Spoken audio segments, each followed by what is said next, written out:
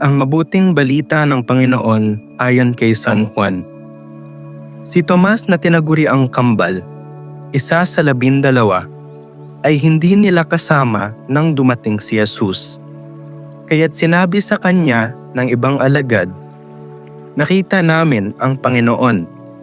Sumagot si Tomas, "Hindi ako maniniwala hangga't di ko nakikita ang butas ng mga pako sa kanyang mga kamay at naisusuot dito ang aking daliri, at hangga't hindi ko naipapasok ang aking kamay sa kanyang tagiliran." Makalipas ang 8 araw, muling nagkatipon sa loob ng bahay ang mga alagad, kasama nila si Tomas. Nakapinid ang mga pinto, ngunit pumasok si Jesus at tumayo sa gitna nila.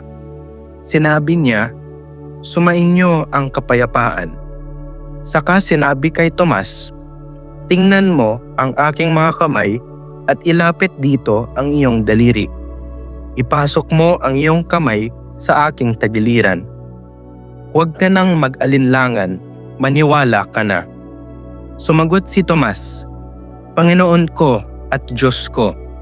Sinabi sa kanya ni Jesus, "Naniniwala ka na ba sapagkat nakita mo ako?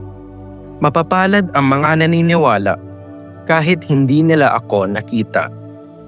Ang mabuting balita ng Panginoon. Pinupuri ka namin, Panginoong Hesukristo.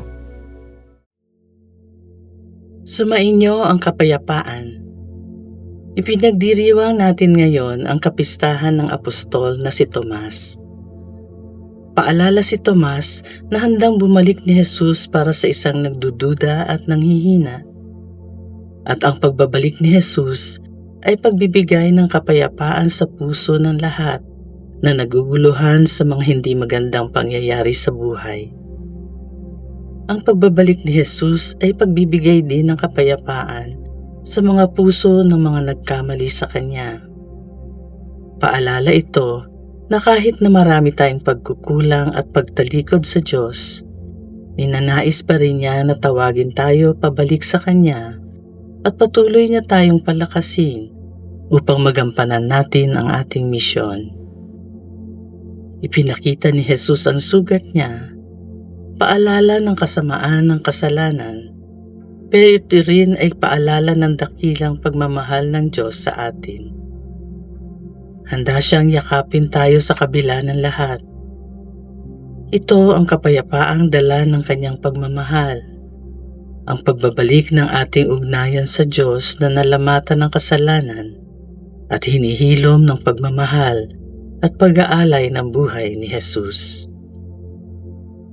Magbukas ng sarili upang tanggapin ang kapayapaan na bigay ni Jesus, lalo na sa sakramento ng kumpisal. Nais ni Jesus na hilumin ang sugat ng ating nakaraan para sa ating kinabukasan. Paalala ng kasamaan ng kasalanan, pero ito rin ay paalala ng dakilang pagmamahal ng Diyos sa atin.